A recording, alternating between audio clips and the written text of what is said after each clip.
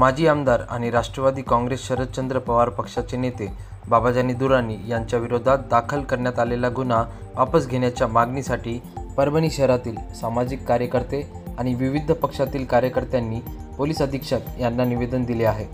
बाबाजानी यांच्यावर राजकीय हेतूमधून हा गुन्हा दाखल झाल्याचा आरोप त्यांच्याकडून करण्यात आला आहे आणि त्यामुळे हा गुन्हा वापस घ्यावा अशी मागणी पोलीस अधीक्षक यांच्याकडे एका निवेदनाद्वारे करण्यात आली आहे। आज हम एसपी ऑफिस को आए हैं बाबाजानी खान साहब पे जो खोटा गुना दाखिल हुआ उसके लिए, और हमने एसपी साहब को निवेदन दिए। एसपी साहब ने बोले कि भाई जो है तो ये चौकसी करके हम जो भी है इसमें जो हकीकत है उसको सामने लाने की कोशिश करेंगे। हमने बोले उनको कि भाई 7 दिन का हम आपको ये 7 दिन में जो है चौकसी लगा के इसको क्या है क्लियर करना पड़ेगा।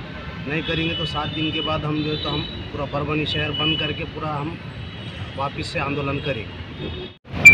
मागच्या 2-3 दिवसापूर्वी आमदार बाबाजानी साहेबांवर एक खोटा गुन्हा पाथरी पोलीस स्टेशनला दाखल करण्यात आला होता आणि त्या माध्यमातून एक राजकीय सूडाची भावना वरपासून खालपर्यंत तयार झालेली आहे आणि त्याचाच एक बळी देण्याचा प्रयत्न या ठिकाणी बाबाजानी साहेबांचा झालेला आहे। आणि त्यामुळे आम्ही आज एसपी ऑफिसला भेटून त्यांना निवेदन दिलेलं आहे आणि त्यांना सांगितलं की या खोट्या गुन्ह्याची चौकशी करा आणि चौकशीच्या नंतर हा गुन्हा दाखल करायचा का नाही करायचा याचं ठरवा। अगोदर तुम्ही चौकशीच्या अगोदर गुन्हा दाखल करून एका मोठ्या राजकीय नेत्याला एका खोट्या गुन्ह्यात गवण्याचा प्रयत्न ह्या ठिकाणी पोलीस प्रशासनाकडून होत आहे आणि त्याचा निषेध म्हणून आम्ही ह्या ठिकाणी एसपी साहेबाला भेटून त्या गुन्ह्याच्या बाबतीत चौकशी करून गुन्हा दाखल करण्याची मागणी सर्वांनी आम्ही ह्या ठिकाणी केलेली आहे। आम्हाला पोलीस अधीक्षक साहेबांनी सुद्धा आश्वासन दिलेलं आहे की त्या गुन्ह्याची चौकशी करूनच पुढील कारवाई होईल, कोणावर अन्याय होणार नाही असं आश्वासन त्या ठिकाणी आम्हाला त्यांनी दिलेलं आहे।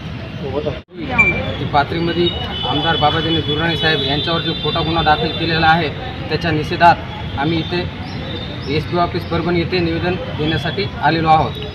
हे फक्त राजकीय षडयंत्र आहे। इथं आम्ही निवेदनाद्वारे असं म्हणले आहे एसपी साहेबांना की याची पूर्ण अगोदर सखोल चौकशी करा आणि नंतरच हे गुन्हा दाखल करा, नाहीतर हे गुन्हे परत घ्या, नाहीतर आम्ही तीव्र आंदोलन करू।